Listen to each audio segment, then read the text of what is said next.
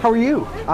Inside's fine. It isn't every day that an assignment takes me out to lunch. Oh, you know what? I'm between the classic. Let me do double bacon jam instead. I'm sorry. But this story isn't about indecisiveness or cholesterol concerns. It's about how we paid for that burger at Hop Dottie Burger Bar near Union Station. A story that actually started down the street from here. What's your name?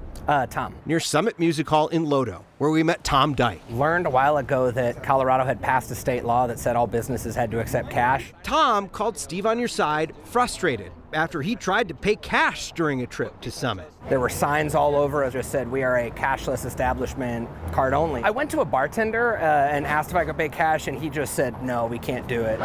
Frustrated because a state law passed in 2021 says that all businesses must accept cash. Businesses who don't comply could be fined $250. Before I contacted you guys, I had looked up trying to figure out, if I could report these businesses myself, if I could get any information about it. And maybe I'm just bad at Googling, but I couldn't find anywhere to report this to the state. Perhaps Tom's Googling explains our findings because Steve on Your Side looked at court data since the law started and found prosecutors have used it a grand total of 0 times. In fact, back in 2021, the governor attached a letter when he signed the bill into law, calling it unenforceable. This was something that I felt like we could get a lot of compliance without having to really bring down the fist of the law. Democratic State Representative Alex Valdez sponsored the Must Accept Cash bill.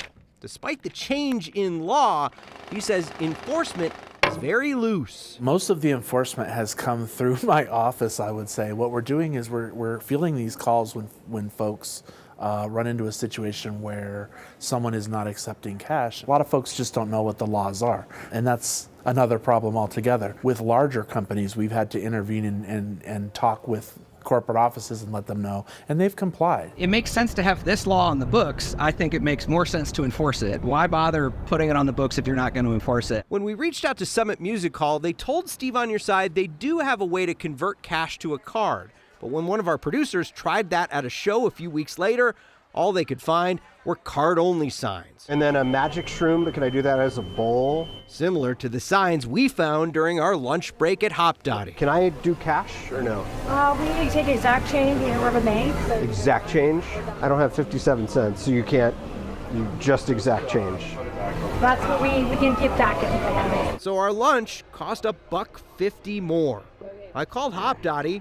They said this cashless policy was a mistake. And since that call, the cash-free signs are gone.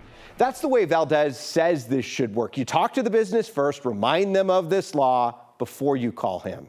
Have you found a business that won't take your cash? You can tell us about it or report it to Valdez. We've got contact information for his office and our contact information in this story on the Steve on Your Side page of 9news.com. There you can also find out how to spend cash at all the major sporting venues in town. I'm Steve Stager, Steve on Your Side, 9 News.